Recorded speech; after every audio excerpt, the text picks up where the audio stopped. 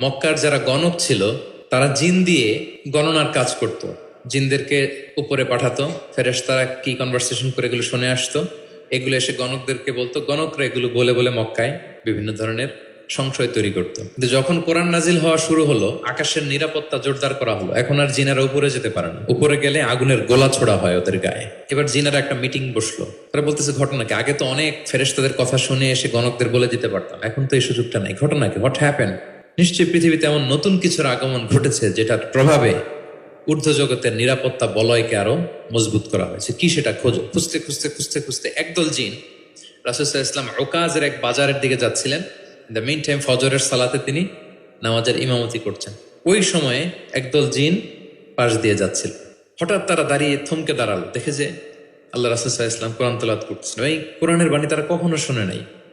তারা শুনে অবাক, এবং এই তথ্য নিয়ে জিনদের সর্দারের কাছে যেয়ে বলল, ঘটনা তো এটার কারণে এখন আকাশের নিরাপত্তা বেশি, আমরা আর উপরে যেতে পারি না। তারা যেয়ে বলল যে আমরা ঈমান এনে ফেলছি ওই নবীর উপর, ইন্না সামি'না কুরআনান আজাবা ইয়াহদি ইলা রুশদি ফাআমান্না বিহ। তারা বলল যে আমরা কি আজীব কোরআন শুনে আসলাম যেটা সত্যের এবং হেদায়েতের দিকে পথ দেখায়, এবং ওয়ালান নুশরিকা বিরাব্বিনা আহাদা, আমাদের রবের সাথে আমরা আর শিরক করব না, আমরা আর মুশরিক থাকবো না, আমরা ঈমান এনে ফেললাম।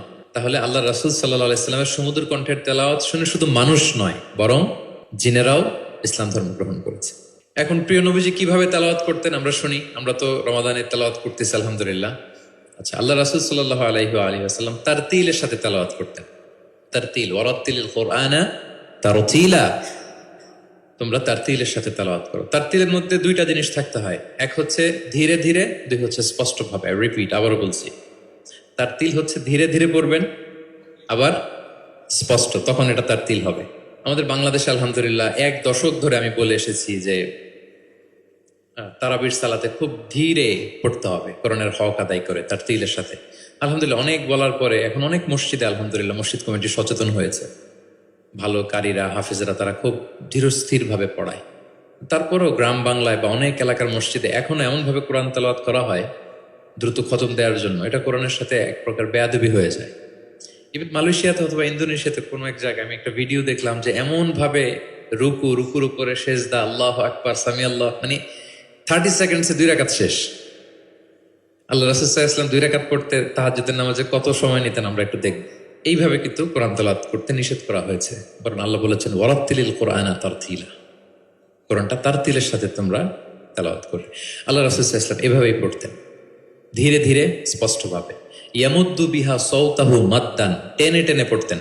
আলহামদুলিল্লাহি রাব্বিল আলামিন, এই দেখেন টেনে পড়লাম।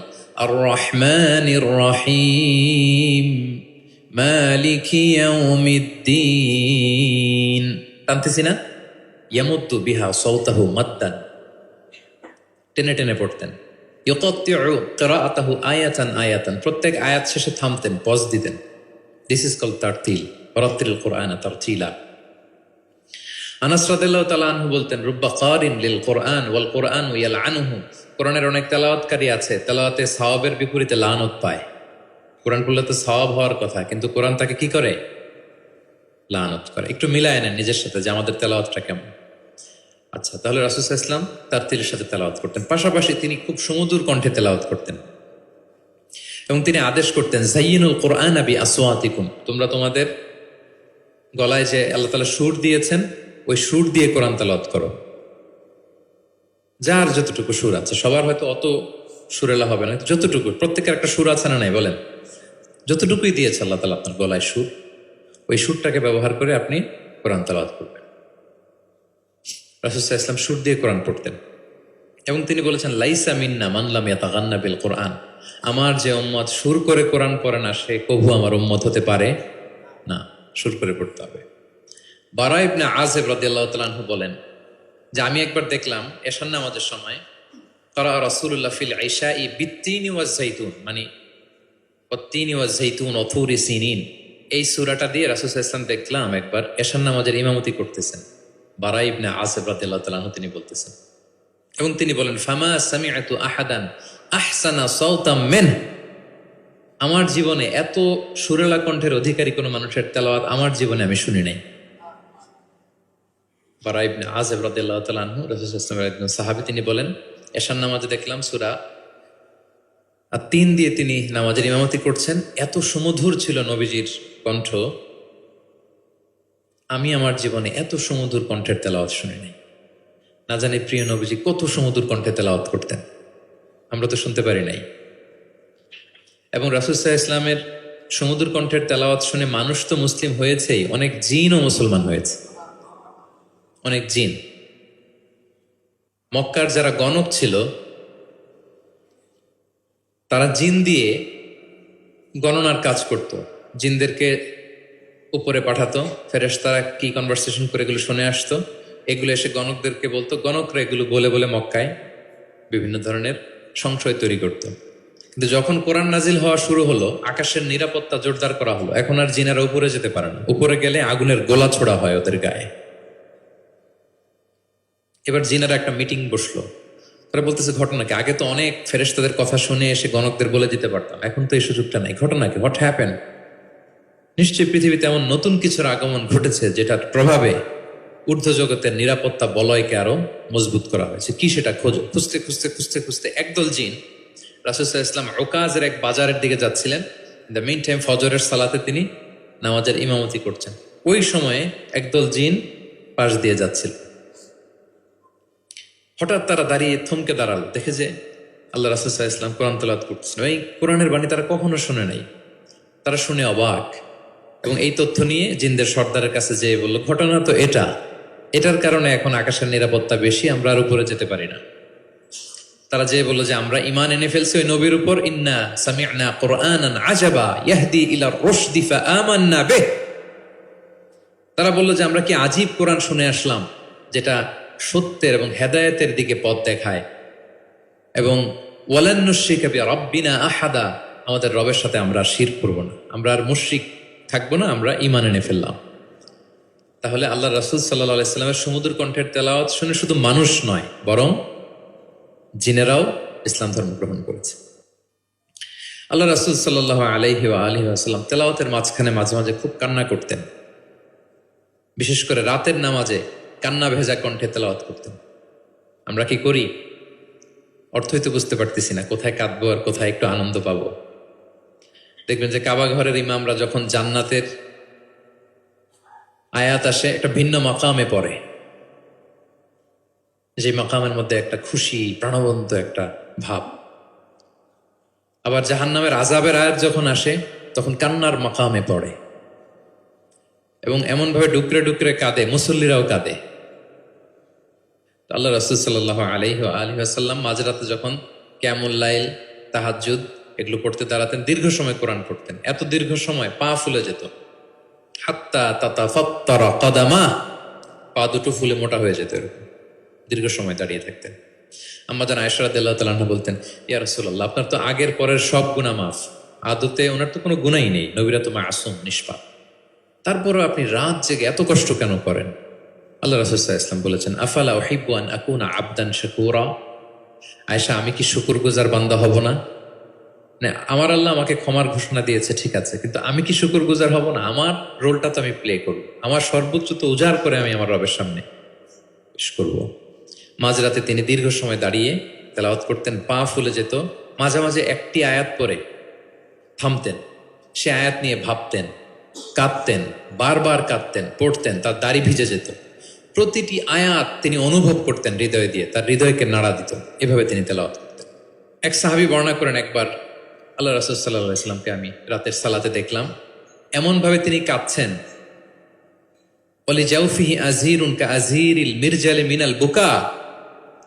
গরম পানি ফুটাতে দিলে ড্যাগের ভেতরে গরম পানির যেরকম টকবকে উতলে ওঠার একটা শব্দ, এরকম উতলে ডুকরে ডুকরে কান্নার একটা শব্দ আমি শুনতে পেলাম।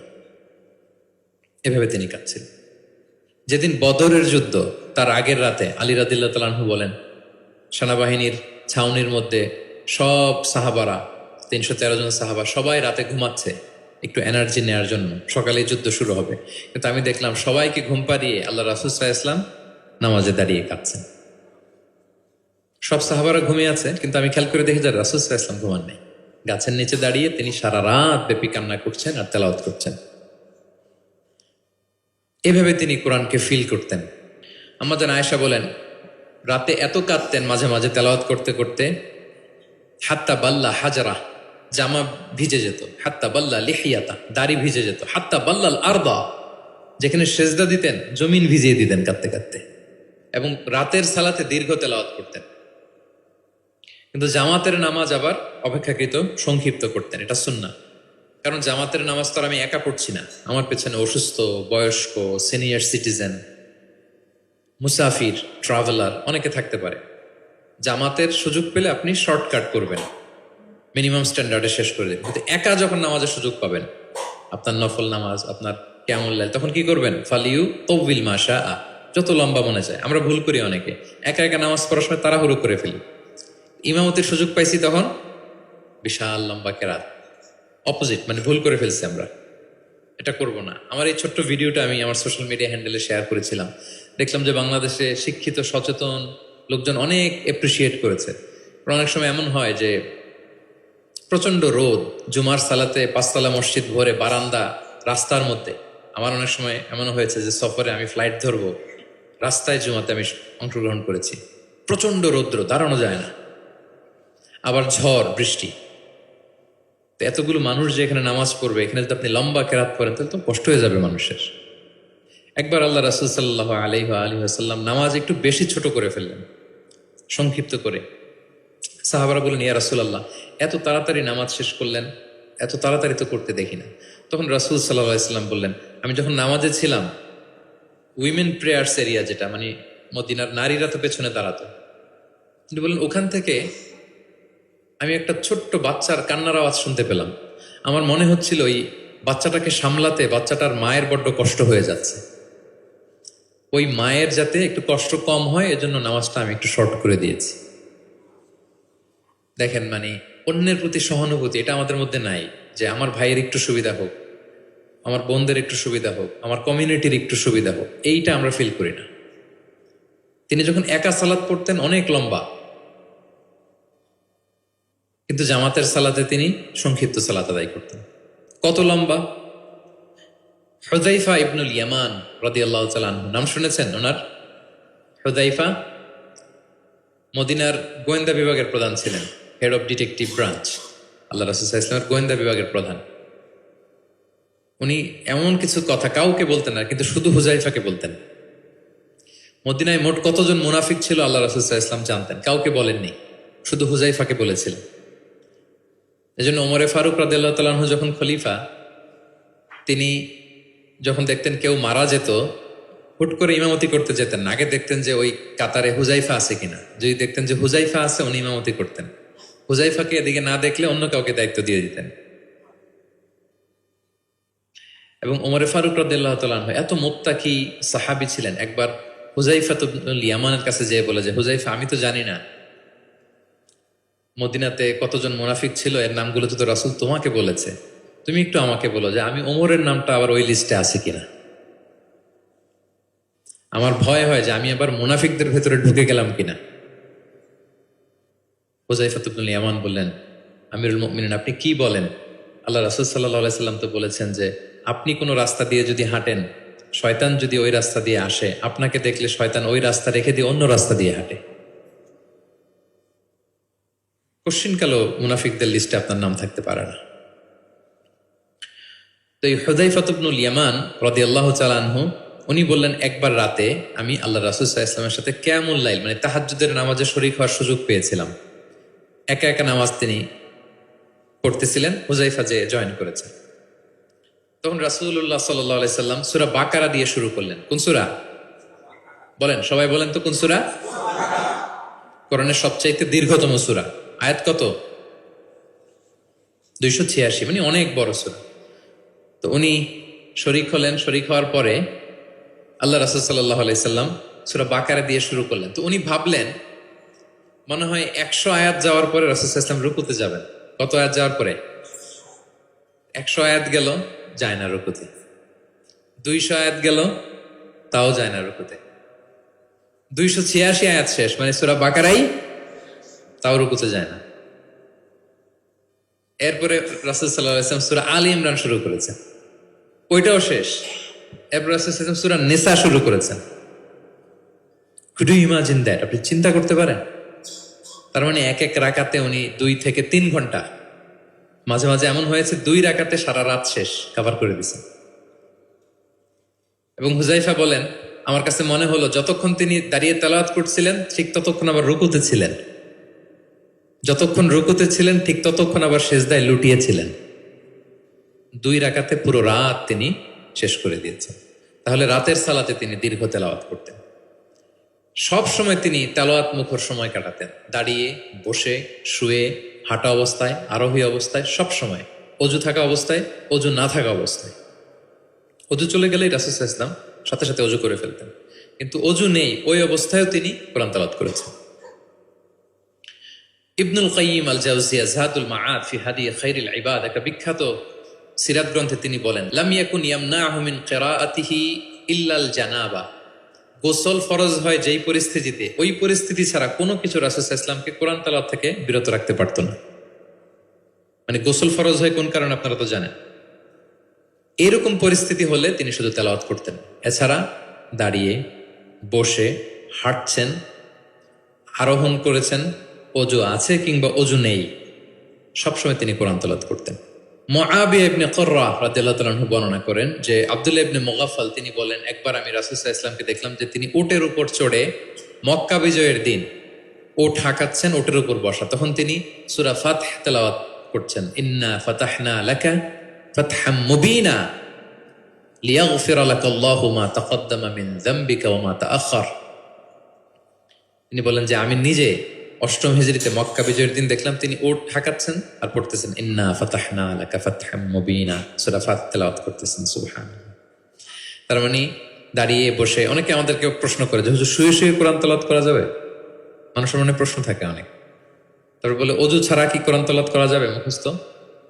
অনেক প্রশ্নের সম্মুখীন হয়েছে আমি এটা। তার মানে আল্লাহ রাসূল সাল্লাল্লাহু আলাইহি ওয়াসাল্লামের জীবনী থেকে তো আপনি বুঝতে পারলেন যে কোনো কিছু আপনারা আটকাইতে পারবে কোরআন তেলাওয়াত থেকে, এক্সেপ্ট আপনার গোসল ফরজ হয়েছে, তখন পড়বেন না, তখন গোসলটা করে তারপরে পড়বেন। নিজ গৃহে তিনি তেলাওয়াত করতেন।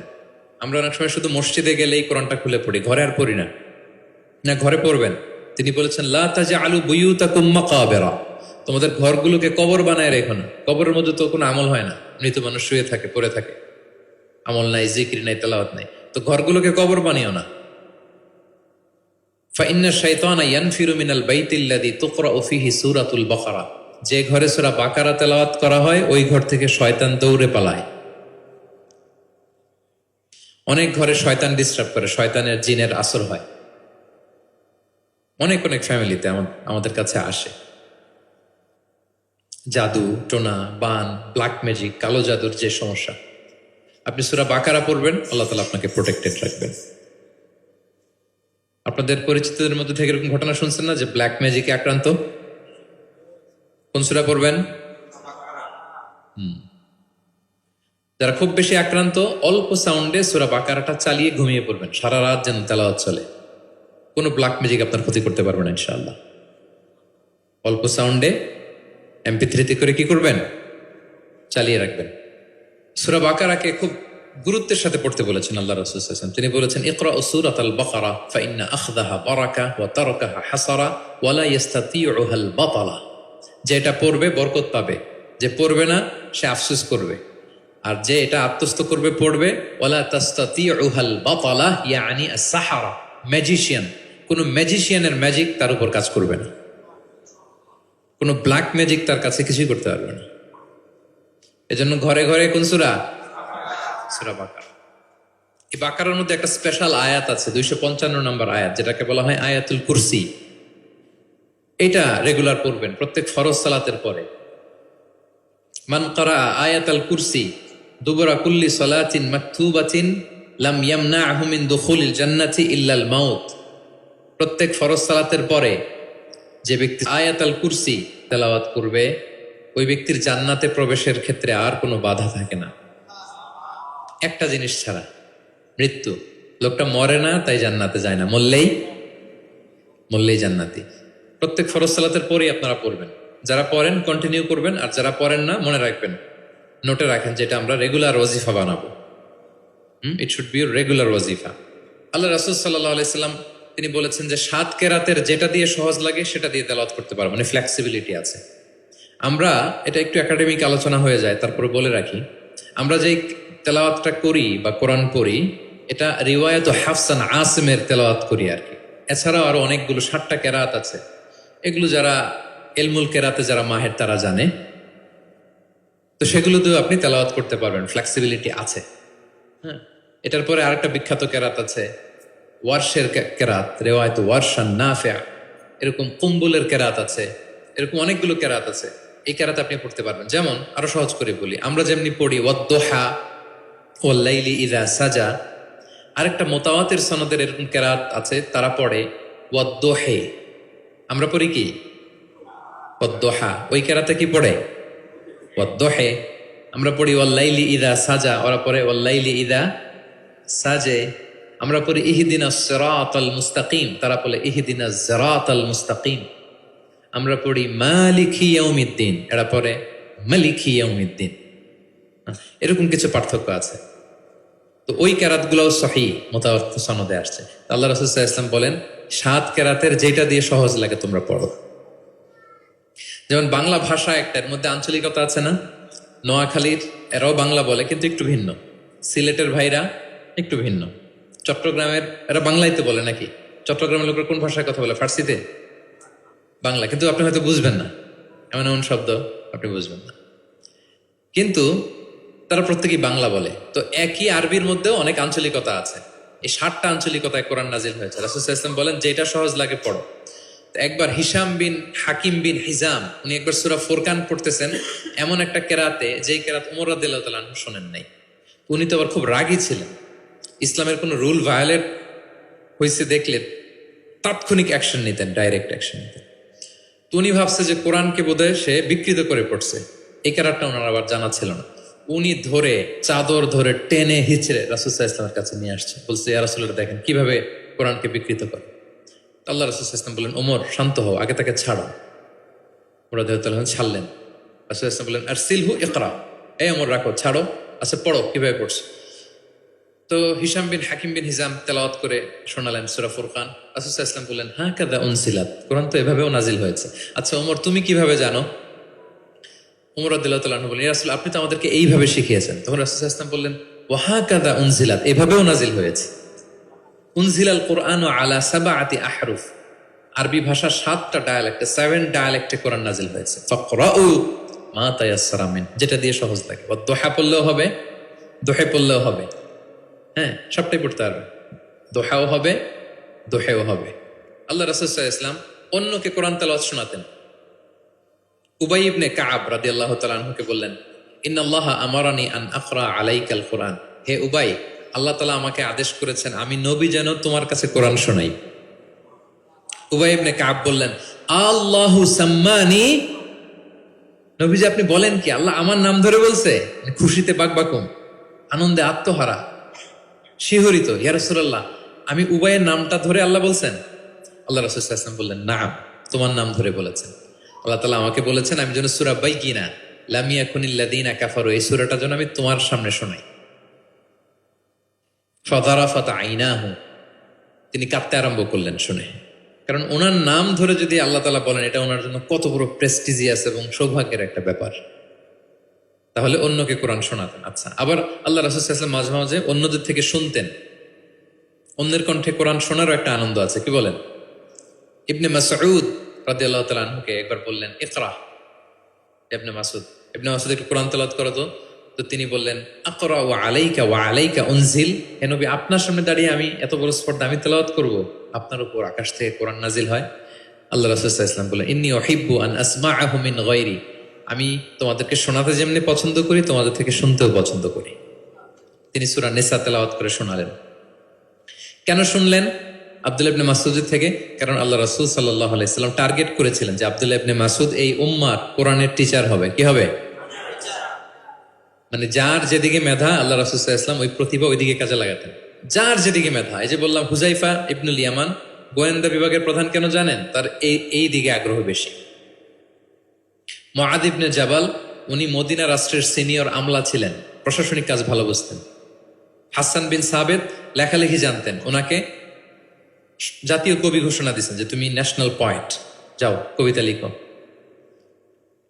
একবার মক্কা থেকে তিনি ফিরতেছেন, নামাজ হবে, এক সাহাবী আজান দিচ্ছেন, তো কিছু মুশরিক ছেলে এখনো মুসলিম হয় নাই, ওরা আজানকে ব্যঙ্গ করতেছে।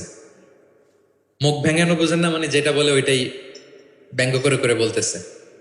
তো দেখেন রাসূল সাল্লাল্লাহু আলাইহি ওয়াসাল্লাম রেগে যাওয়ার কথা ছিল না, আজান দিচ্ছে আমার সাহাবী আর মুশরিক ছেলেগুলো তাকে ব্যঙ্গ করতেছে। উনি রেগে না যেয়ে দেখলেন যে মুশরিক ছেলেগুলোর মধ্যে একটা ছেলের কণ্ঠ তো খুব চমৎকার, ওকে ডাকলেন, ডেকে ওর মাথার চুলের ঝুঁটি বেঁধে ধরলেন, বললেন এই একটু আগে কি বলতেছিলে, জোরে বলতো, মানে আরো জোরে বলো। এবার সে বলতে আরম্ভ করতেছে, কিন্তু আশহাদু আন্না মুহাম্মাদুর রাসূলুল্লাহ এটা আর বলে না, এটা বললে তো শাহাদাত দেয়া মুসলিম হয়ে যায়। রাসূল সাল্লাল্লাহু আলাইহি ওয়াসাল্লাম ধমক দিয়ে বললেন, এই বলো, এটাও বলো। তখন সে এটাও বলছে, মাথার চুলের ঝুঁটি ধরে বলছে। বলার পরে রাসূল সাল্লাল্লাহু আলাইহি ওয়াসাল্লাম তার জন্য দোয়া করলেন, ওই দোয়ার বরকতে সে কালিমা পড়ে মুসলমান হয়ে গেল। এবার আল্লাহ রাসূল সাল্লাল্লাহু আলাইহি ওয়াসাল্লাম বললেন, তোমার কণ্ঠ যেহেতু সুন্দর, তোমাকে আমি মক্কার মসজিদের মুয়াজ্জিন বানাই দিলাম, তুমি যে আজান দিবা। দেখেন কেমন একটা ঘটনাকে কিভাবে টুইস্ট করে অন্যদিকে নিয়ে গেলেন। রেগে যাওয়ার কথা ছিল, কিন্তু দেখলেন যে প্রতিভা আছে তো এর মধ্যে, এত উঁচু গলা, একে মুয়াজ্জিন বানানো যায়। তিনি হয়ে গেলেন বাইতুল্লাহর মুয়াজ্জিন। এবং ওই যে মুশরিক থাকা অবস্থায় ওনার মাথার চুলের ঝুঁটি ধরে রাসূল ইসলাম বলছেন, এই আজান দাও। ওই যে রাসূল ইসলামের বরকতের হাত মাথার চুলে লেগেছিল, উনি মৃত্যুর আগ পর্যন্ত ওই চুলগুলো আর কাটেন নাই কোনোদিন। উনি এদিকে চুল কাটতেন, এদিকে কাটতেন, এদিকে কাটতেন, সামনের চুল কাটতেন না। যখন জিজ্ঞেস করা হতো আপনি এরকম হেয়ার কাট কেন আপনার, বলতেছে আমি মুশরিক অবস্থায় আমার প্রিয় নবীজি আমার মাথার চুলের ঝুঁটি ধরে আমাকে আজানের তালিম দিয়েছিলেন, ওনার বরকতময় হাতের ছোঁয়া আমার এই চুলে লেগেছে, আমি চাই এই চুলগুলো সাথে নিয়ে আমি কবরে যাব। এবং ওই চুলগুলোর সাথেই ওনাকে কবর দেওয়া হয়েছে। ওই চুলগুলোকে উনি পেঁচিয়ে একটা পাগড়ির মতো করে, বড় হয়ে গেছে তো অনেক, এটা পেঁচিয়ে পাগড়ির মতো করতেন, এরপরে উনি টারবান পরতেন, পাগড়ি পরতেন। তাহলে প্রিয় ভাইয়েরা, আব্দুল্লাহ ইবনে মাসউদ রাদিয়াল্লাহু তাআলা আনহুকে রাসূল সাল্লাল্লাহু আলাইহি ওয়াসাল্লাম টার্গেট করেছিলেন যে উনি এই উম্মতের কোরআনের টিচার হবে। কি হবে? এজন্য বললেন পড়ো তো। ইবনে মাসউদ তিনি পড়ে শোনালেন এবং তিনি বলেছেন, মান আহাব্বা আন ইয়াকরা আল কুরআনা গাদ্দান কামা উনজিল ফালইয়াকরাহু আলা কিরাআতি ইবনে উম্মি আবদ। জিবরিল যেভাবে কোরআন নাজিল করেছে হুবহু এইভাবে কোরআন যে শিখতে চায়, সেজন্য ইবনে মাসউদের কাছে কোরআন শেখে। সাহাবারা ইবনে মাসউদ রাদিয়াল্লাহু তাআলা আনহুর কাছে এভাবে কোরআন শিখতেন। তাহলে দেখেন, কোরআন অন্যকে শোনাতেন, অন্যদের থেকে শুনতেন, এবং কোরআন যারা শিখে এবং শেখায় তাদেরকে তিনি শ্রেষ্ঠ বলে ঘোষণা দিয়েছেন, খায়রুকুম মান তাআল্লামাল কুরআন ওয়া আল্লামাহ। যে কোরআন শেখে এবং শেখায় সে তোমাদের মাঝে শ্রেষ্ঠ। আপনি যদি শিখেন, লজ্জার কিছু নাই যে বয়স আমার 40 হয়ে গেছে, 50 হয়ে গেছে, আমি তো পারি না। না, এটা আপনার জন্য সৌভাগ্যের। It's a blessing, you are lucky, it's an honour. আল্লাহ যে সুযোগ দিয়েছেন আপনি শিখবেন, কোরআন শোনাবেন। আপনি যদি শোনান আপনি শ্রেষ্ঠ, যিনি আপনাকে শোনায় সেও শ্রেষ্ঠ। মানে এমন এক মেকানিজম, কোরআন শিখলেও সে শ্রেষ্ঠ, আবার যে শেখায় সেও শ্রেষ্ঠ। আমরা এই অ্যাক্টিভিটিজের সাথে যেন জড়িত থাকি। এবং কারো সুন্দর কণ্ঠ দেখলে আল্লাহ রাসূল সাল্লাল্লাহু আলাইহি ওয়াসাল্লাম প্রশংসা করতেন। আবু মুসা আল আশআরী রাদিয়াল্লাহু তাআলা আনহু একবার মসজিদে নববীতে তেলাওয়াত করতেছিলেন, আল্লাহ রাসূল সাল্লাল্লাহু আলাইহি ওয়াসাল্লাম পাশ দিয়ে যাচ্ছেন। আরেক বর্ণনা আছে ওনার ঘরে তেলাওয়াত করতেছিলেন, উনি রাতে ওনার বাসার পাশ দিয়ে যাচ্ছেন। হঠাৎ কান লাগিয়ে শুনলেন এত সুন্দর গলা, তিনি বুঝতে পারলেন এটা আমার আবু মুসা আল আশআরীর কণ্ঠ। তো সকালবেলা ফজরের পরে আবু মুসাকে ডেকে বললেন, আবু মুসা, লাকাদ উতিতা মিজমারান মিন মাযহামিরি আলি দাউদ। দাউদ নবীর গলায় আল্লাহ যে সুরের ঝংকার দিয়েছেন, এই উম্মতের মধ্যে তোমার গলায় আল্লাহ সে সুরের লোহরি ঢেলে দিয়েছেন। তাও মুসা বলে, ইয়া রাসূলুল্লাহ, আমি তো কখনো আপনার সামনে তেলাওয়াত করিনি, আপনি কি করে বুঝলেন? তো রাসূল সাল্লাল্লাহু আলাইহি ওয়াসাল্লাম বলেন, গত রাতে তোমার ঘরের পাশ দিয়ে যাচ্ছি, তোমার তেলাওয়াত শুনে আমি থমকে দাঁড়িয়েছি, যতক্ষণ পড়েছো আমি শুনেছি। আবু মুসা আল আশআরী তো অবাক হলেন, বলেন, ইয়া রাসূলুল্লাহ, আপনি দাঁড়িয়ে আমার তেলাওয়াত শুনেছেন, এটা যদি জানতাম আমি যে আরো কত সুর করে পড়তাম, আমি যে আরো কত সুর দিয়ে পড়তাম, ফজর পর্যন্ত পড়তাম। দাউদ আলাইহিস সালাম নবীদের মধ্যে সবচেয়ে সুরেলা গলার নবী ছিলেন। ওনার উপরে জাবুর কিতাব নাজিল হয়েছিল। আকাবা একটা উপসাগর আছে জর্ডানে, আমি এবার জর্ডান ভিজিটে দেখে এসেছি। আকাবা উপসাগরের তীরে বসে তিনি যখন জাবুর তেলাওয়াত করতেন, আকাবা উপসাগরের মাছগুলো সব চলে আসতো তেলাওয়াত শুনতে, এত সুর ছিল ওনার গলায়। তো নবী আলাইহিস সালাম বলেন যে দাউদ নবীর গলায় যে সুর দিছে, আমার সাহাবীদের মধ্যে আল্লাহ তোমার গলায় সেই সুর ঢুকাই দিছে। সুবহানাল্লাহ। তো নবী যদি প্রশংসা করে একজন সাহাবীর তেলাওয়াতের, ওনার কেমন লাগবে বলেন তো? হ্যাঁ, ভালো লাগবে। তিনি তেলাওয়াতের প্রশংসা করতেন এভাবে। তিনি রমাদানে সবচেয়ে বেশি তেলাওয়াত করতেন, যে সময়টা আমরা কাটাচ্ছি। আমরা কোন মাস কাটাচ্ছি এখন? সাইয়্যিদুশ শুহুর, 12 মাসের মধ্যে শ্রেষ্ঠতম মাস। এই মাসে সবচেয়ে তেলাওয়াত করতেন। আম্মাজান আয়েশা রাদিয়াল্লাহু তাআলা আনহা বলেন, লা আ'লামু রাসূলুল্লাহি সাল্লাল্লাহু আলাইহি ওয়াসাল্লাম ক্বারা আল কুরআনা কুল্লাহু ফি লাইলাতিন ক্বাত্তু গায়রা রমাদান। রমজান ছাড়া কোনো মাসে মানে এক রাতে পুরো কোরআন পড়ে ফেলছেন এরকম আমি দেখিনি, শুধু রমাদানেই দেখেছি এত তেলাওয়াত করতে। এবং বছরব্যাপী যা নাজিল হতো আল্লাহ রাসূল সাল্লাল্লাহু আলাইহি সাল্লাম রমাদানে সেটা রিভাইজ করতেন। এবং রমাদানের প্রতি রাতে জিবরিল আলাইহিস সালামের সাথে রাসূল সাল্লাল্লাহু আলাইহি ওয়াসাল্লামের মিটিং হতো প্রতি রাতে। তার মানে 30 দিনে কয়টা মিটিং? 30টা মিটিং। কি হতো এই মিটিংয়ে? সারা বছর যা নাজিল হয়েছে রাসূল সাল্লাল্লাহু আলাইহি ওয়াসাল্লাম জিবরিল আলাইহিস সালামকে সেটা শোনাতেন, আবার জিবরিল আলাইহিস সালাম রাসূল সাল্লাল্লাহু আলাইহি ওয়াসাল্লামকে শোনাতেন, দুই পক্ষ থেকে। আর যে বছর আল্লাহ রাসূল সাল্লাল্লাহু আলাইহি ওয়াসাল্লাম ইন্তেকাল করেছিলেন ওই বছর পুরো কোরআনটা দুইবার জিবরিল আলাইহিস সালাম আল্লাহ রাসূল সাল্লাল্লাহু আলাইহি ওয়াসাল্লামকে শুনিয়েছেন, আবার আল্লাহ রাসূল সাল্লাল্লাহু আলাইহি ওয়াসাল্লাম দুইবার জিবরিল আলাইহিস সালামকে শুনিয়েছেন। আজকে থেকে নিয়ত করেন, আমরা শোনাবো। আপনি ভাবিকে শোনাবেন, ভাবি আপনাকে শোনাবে, আপনি আপনার মেয়েকে শোনাবেন, আপনার মেয়ে আপনাকে শোনাবে, যে সূরাটাই পারেন। ঘরটা একটা কোরআনময় ফ্যামিলি হবে, আমাদের ফ্যামিলিটা, কি বলেন? এরকম বরকতময় ফ্যামিলি আমরা চাই না? এবং সাহাবাদেরকে উদ্বুদ্ধ করতেন বিভিন্ন সূরার ফজিলতের কথা বলে বলে, যে এটা এই সূরা পড়ো, এই ফজিলত। একবার উবাই ইবনে কাব রাদিয়াল্লাহু তাআলা আনহুকে বললেন, আতুহিব্বু আন উআল্লিমাকা সূরাতান লাম ইয়ানজিল ফিত তাওরাত ওয়ালাল ইনজিল ওয়ালা যাবুর। হে উবাই, তুমি কি চাও যে আমি তোমাকে এমন একটা সূরা শিখাবো যেটার মতো মর্যাদাপূর্ণ সূরা তাওরাতেও নাই, ইনজিলেও নাই, জাবুরেও নাই, কোথাও নাই, এত মর্যাদাপূর্ণ? তিনি বললেন, বালা ইয়া রাসূল, অবশ্যই শিখাবেন। তখন আল্লাহ রাসূল সাল্লাল্লাহু আলাইহি ওয়াসাল্লাম বলেন, সেই সূরাটা তুমি নিজেই জানো। সেটা কি? সেটা হচ্ছে কাইফা তাকরাউ ফিস সালাত, তুমি নামাজে কোন সূরা পড়ো, মানে কোন সূরা ছাড়া নামাজ হয় না, বলেন তো? সূরা ফাতিহা। আল্লাহ রাসূল সাল্লাল্লাহু আলাইহি ওয়াসাল্লাম বললেন, এই সূরা ফাতিহা এটা যেন তেন কোনো সূরা নয়, এর মতো মর্যাদাপূর্ণ সূরা তাওরাত, জাবুর, ইনজিল কোথাও আসেনি। ইন্নাহা লাহিয়া সাবউল মাসানি ওয়াল কুরআনুল আযীম, এটা নিত্য পাঠনীয় সপ্তবাক্য। সূরা ফাতিহায় মোট কয়টা বাক্য? 7টা। সবাই বলেন কয়টা? এটাকে বলে সাবউল মাসানি, মানে সব সময় পড়া হয় এমন 7টা বাক্য। ওয়ালাকাদ আতাইনাকা সাবআম মিনাল মাসানি ওয়াল কুরআনুল আযীম, এটা সব সময় পড়তে হয়। আবু হুরায়রা রাদিয়াল্লাহু তাআলা আনহু বলেন যে আল্লাহ রাসূল সাল্লাল্লাহু আলাইহি ওয়াসাল্লাম একবার আমাদেরকে উৎসাহ দিয়ে বললেন যে একটা সূরা আছে, এই সূরার 30টা আয়াত, এই সূরা যদি কেউ তেলাওয়াত করে, এই সূরা কিয়ামতের দিন এই তেলাওয়াতকারীর পক্ষে আল্লাহর কাছে সুপারিশ করবে, এমনকি তর্ক করবে যতক্ষণ আল্লাহ তাআলা তেলাওয়াতকারীকে জান্নাতে হিসেবে ঘোষণা না দেয়। বলেন তো কোন সূরা এটা? সূরা মুলক। অনেক মানুষ, আলহামদুলিল্লাহ শতাধিক মানুষ দেশে বিদেশে এয়ারপোর্টে আমাকে দেখা হইলেই বলে যে শেখ, আপনার সূরা মুলকের তাফসীর শুনে আমি সূরা মুলক মুখস্থ করেছি। আলহামদুলিল্লাহ, আমার সৌভাগ্য। অনেকে বলে যে সাইয়্যিদুল ইস্তিগফার আপনার আলোচনা থেকে শুনে মুখস্থ করেছি।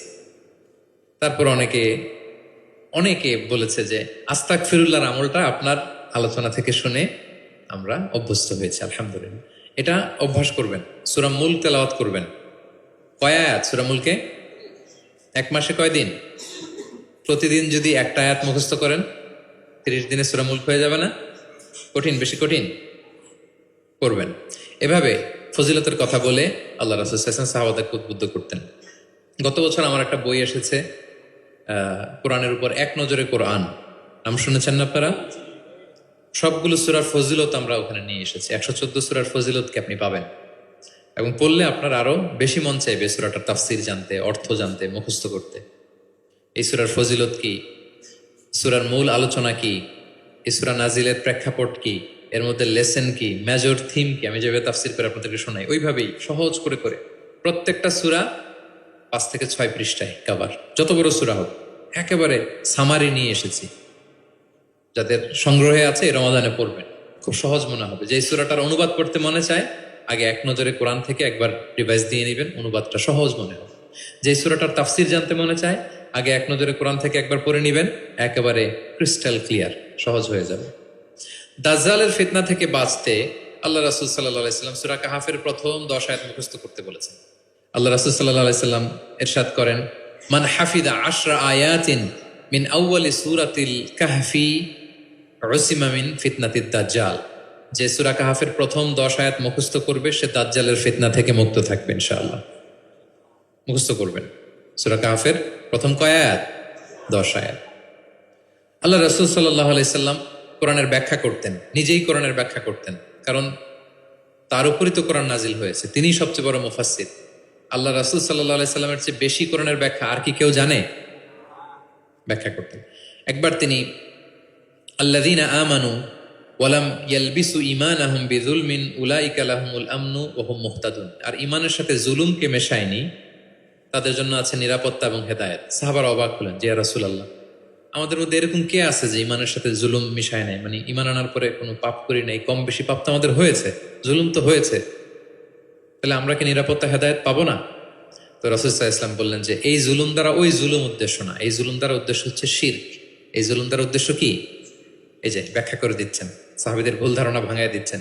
তিনি বলতেছেন, তোমরা কি লোকমান আলাইহিস সালামের ওই নসিহত পড়ো নাই যে লা তুশরিক বিল্লাহ ইন্না শিরকা লা যুলমুন আযীম? ওনার ছেলেকে বলতেছেন যে বাবা, শিরক করো না, শিরিক সবচেয়ে বড় জুলুম। শিরিক সবচেয়ে বড় কি? কারণ এই জুলুমটা মানুষ কার উপর করে? আল্লাহর উপর করে। তাহলে জুলুম মানে হচ্ছে এই আয়াতের মধ্যে শিরক। তাহলে স্বয়ং রাসূলুল্লাহ সাল্লাল্লাহু আলাইহি ওয়াসাল্লাম নিজে ব্যাখ্যা করে দিয়েছেন, সাহাবারা ওনারা ক্লিয়ার হয়ে গেল।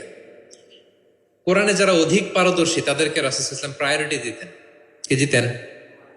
প্রায়োরিটি। আল্লাহ রাসূল সাল্লাল্লাহু আলাইহি ওয়াসাল্লাম বলেছেন, ইয়া উম্মুল কওমা আখরাউহুম লিকিতাবিল্লাহ। একসাথে ধরেন যে অনেকে হয়েছেন, তো ইমামতি করবে কে? আমরা 5 ভাই একসাথে হয়েছি, নামাজের সময় হয়েছে, ইমামতি কে করবে? হ্যাঁ, যে কোরআন ভালো জানে। আখরাউহুম লিকিতাবিল্লাহ, আল্লাহর কিতাব যে বেশি জানে, বেশি ব্যাখ্যা জানে, বেশি মুখস্থ সে। আচ্ছা, ওয়া ইন কানাত কিরাআতুহুম সাওয়া, যদি তাদের সবার কেরাত সমান হয় তখন রাসূল সাল্লাল্লাহু আলাইহি ওয়াসাল্লাম বললেন ফাইয়া উম্মুহুম আকদামুহুম হিজরাতান, তাহলে যে আগে হিজরত করছে সে, মানে তখন আগে হিজরত, যে আগে হিজরত করেছে তাদের মর্যাদা বেশি ছিল। ফা ইন কানু ফিল হিজরাতি সাওয়া, হিজরতেও যদি সমান হয়, ধরেন যে 5 জন একসাথে হিজরত করছিল, এই 5 জন মিলে এখন নামাজ পড়ে, তো এখন কে? আল্লাহ রাসূল সাল্লাল্লাহু আলাইহি ওয়াসাল্লাম বললেন ফাইয়া উম্মুহুম আকবারুহুম সিন্নান, যার বয়স বেশি সে, যে সিনিয়র সে ইমামতি করবে। তাহলে সবচেয়ে বেশি অগ্রাধিকার কাকে দিলেন? যে কোরআন বেশি জানে। এবং তিনি দোয়া করতেন, আল্লাহ কোরআনকে আমার হৃদয়ের বসন্ত বানিয়ে দেন, আল্লাহ আমার অন্তরের জ্যোতি বানিয়ে দেন, আল্লাহ আমার কষ্ট দূরের কারণ বানিয়ে দেন। এই দোয়াটা মালয়েশিয়াতে তো কুনুতের মধ্যে সবসময় পরে দেখি আমরা, আল্লাহুম্মা জাআলিল কোরআন আল আযীমা রাবিআ কুলুবিনা ওয়া নূরা সুদুরিনা ওয়া জালাআ আহজানিনা ওয়া যাহাবা হুমুমিনা ওয়া গুমুমিনা। শুনছেন না আপনারা?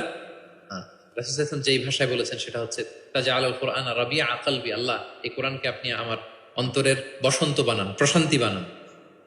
নূরা সদরি, আমার অন্তরের বুকের আলো বানান, হৃদয়ের আলো। আমার দুঃখের অপসারণকারী বানান, আমার দুশ্চিন্তা দূরকারী বানান। এই দোয়াটা আপনারা করবেন। আল্লাহ রাসূল সাল্লাল্লাহু আলাইহি ওয়াসাল্লাম শেষ বয়সে ওনার চেহারায় কিছুটা বার্ধক্যের ছাপ চলে এসেছিল।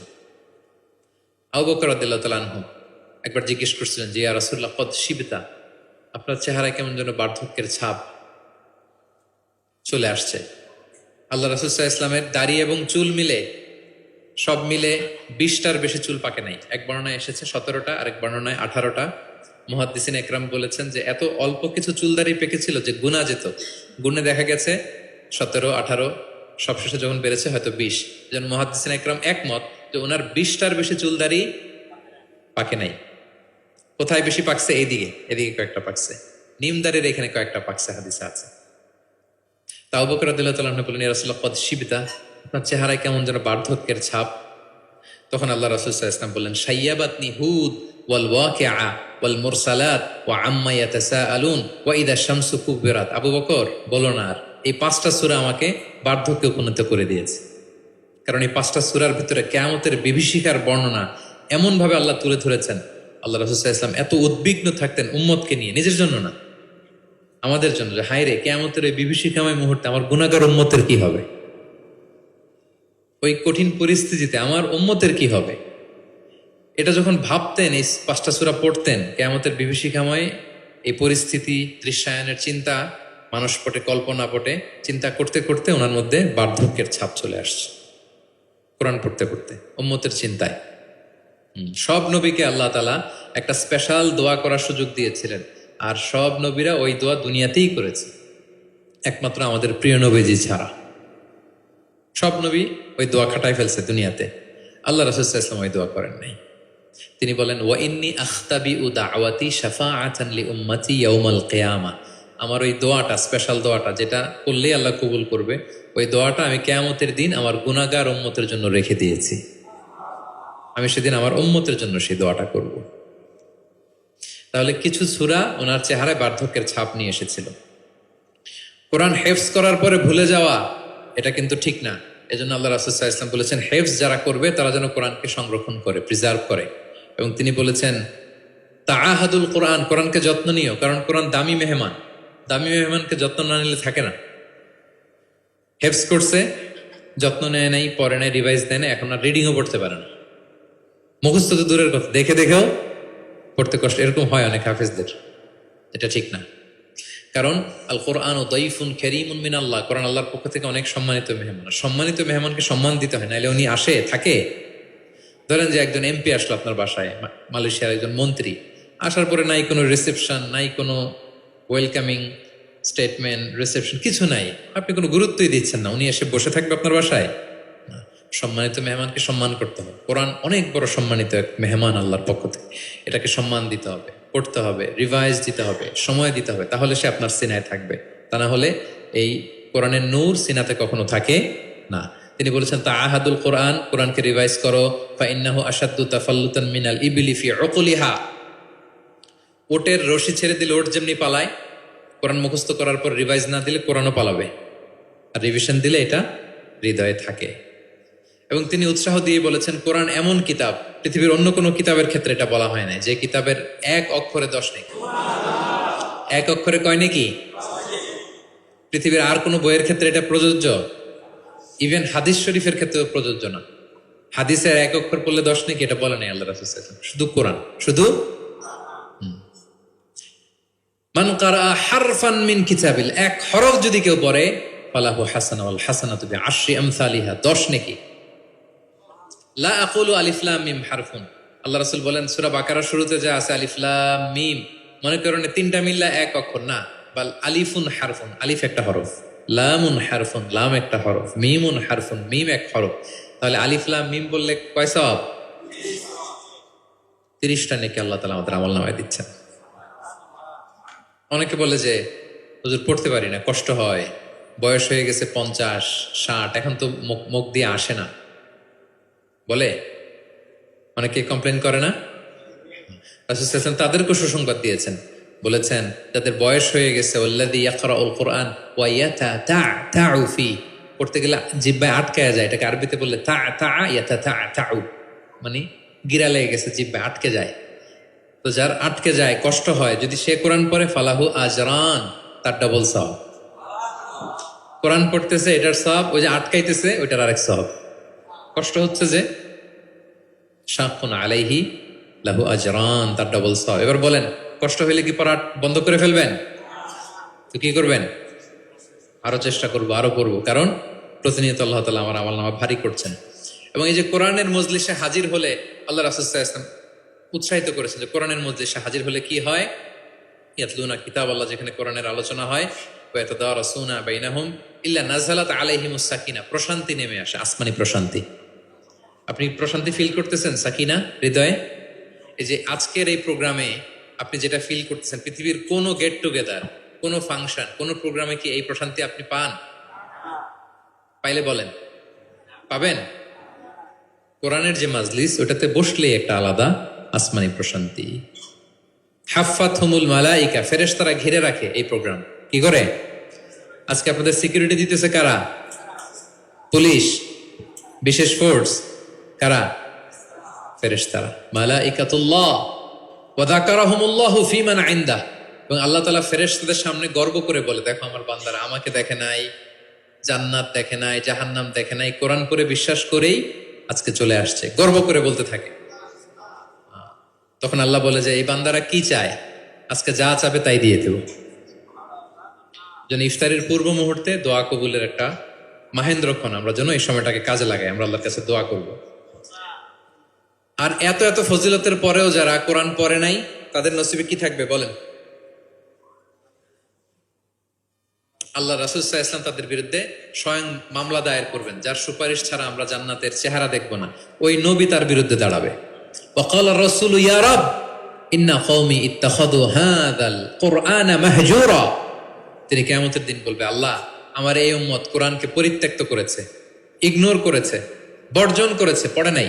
বছরের পর বছর গেছে, কোরআনটা হাতে নেয় নাই, কোরআনের একটা পাতা খুলে দেখে নাই। একের পর এক রমাদান সে পেয়েছে, কোরআনকে কোনোদিন সে তেলাওয়াত করে নাই, পাঠ করে নাই। আচ্ছা বলেন, যেই নবীর সুপারিশ ছাড়া আমরা জান্নাতে যাওয়া কল্পনাও করতে পারি না, ওই নবী যদি আপনার বিরুদ্ধে মামলা দায়ের করে, তাহলে তো জান্নাত ফকফকা একেবারে, নাকি? জান্নাতের রাস্তা ক্লিয়ার না? ইম্পসিবল, অসম্ভব। খবরদার প্রিয় ভাইয়েরা, একটু রিভাইজ করেন কোরআনের সাথে আমাদের সম্পর্ক কেমন, প্রিয় নবীজির সম্পর্ক কেমন তো আমরা শুনলাম। আমরা একটু দেখি যে আসলে আমাদের সম্পর্ক কেমন। আমরা নিজেরা শোনাই কিনা অন্যকে, অন্য থেকে শুনি কিনা, রাত্রিবেলা তেলাওয়াত করার সময় কান্না করি কিনা, চেষ্টা করি কিনা, অর্থ পড়ি কিনা, তাফসির পড়ি কিনা, কোরআন অনুযায়ী জীবনটা গড়ি কিনা, আমল করি কিনা, একটু নিজের সাথে নিজে বোঝাপড়া করেন। তাহলে আল্লাহ রাসূল সাল্লাল্লাহু আলাইহি ওয়া আলিহি ওয়াসাল্লাম যেভাবে কোরআনের সাথে নিজের সম্পর্ক করেছেন, আমরাও এভাবে নিজেদের সাথে কোরআনের সম্পর্ক করতে চাই। কি বলেন? চাই কি চাই না? এই রমাদানে আমাদের সময়গুলো কোরআনময় হোক, আমরা চাই।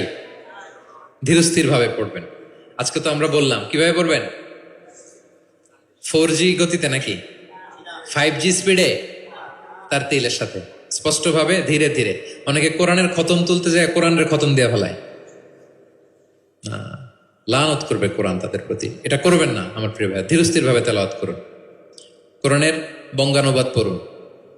এক নজরে কোরআন, এটা আমরা তৈরি করেছি, এরকম বই বাংলা ভাষায় হয় নাই। বাংলায় মাশাআল্লাহ অনেক অনুবাদ হয়েছে আলহামদুলিল্লাহ, অনেক বাংলায় তাফসির হয়েছে আলহামদুলিল্লাহ, কিন্তু কোরআনের সার নির্যাস আসে নাই। ইংরেজিতে আমি পেয়েছি, আরবিতে কিছু বই পেয়েছি, কিন্তু বাংলায় হয় নাই। অনেক সাধনার ফসল এটা, হাতে নিলে বুঝতে পারবেন যে কি শ্রম দেয়া হয়েছে এটাতে, সহজ করে আপনাকে বুঝায় দেওয়া হবে, সেটা পড়বেন।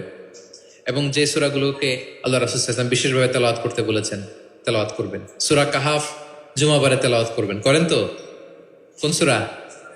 সূরা কাহাফ। ফজরের পরে সূরা ইয়াসিন, ফজরের পরে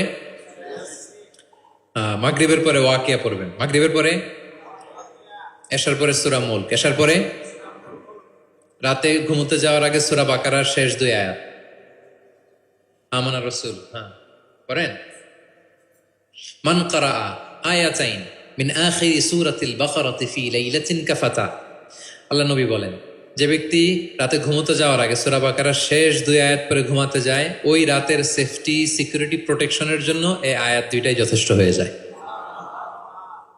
সূরা বাকারার শেষ 2 আয়াত পড়বেন, 3 কুল পড়বেন, 3 কুল, কুল আস-সালাসা, 3 কুল, কুল হুয়াল্লাহু আহাদ, কুল আউযু বিরাব্বিল ফালাক, কুল আউযু বিরাব্বিন নাস। 3 কুল পড়বেন ফজরের পরে, মাগরিবের পরে, বিছানায় ঘুমোতে যাওয়ার আগে। আল্লাহ রাসূল সাল্লাল্লাহু আলাইহি ওয়াসাল্লাম এগুলো পরে হাতে ফু দিতেন, লম্বা একটা ফু দিয়ে সারা শরীরে এরকম মেসেজ করতেন, মাস্তাতা, যতটুকু সম্ভব হয়। তাহলে এটা special protection from your Lord. হ্যাঁ, শয়তানের বিপরীতে, ব্ল্যাক ম্যাজিক, জাদু টোনা বানের বিপরীতে প্রোটেকশন নিলেন কার কাছ থেকে? এই ওজিফাগুলো পালন করবেন। যদি করেন, আপনার জীবন প্রশান্তিময় হবে, আপনার জীবনের সব হতাশা দূর হবে, ডিপ্রেশন দূর হবে, হ্যাঁ, আসমানি প্রশান্তি নেমে আসবে ইনশাআল্লাহ।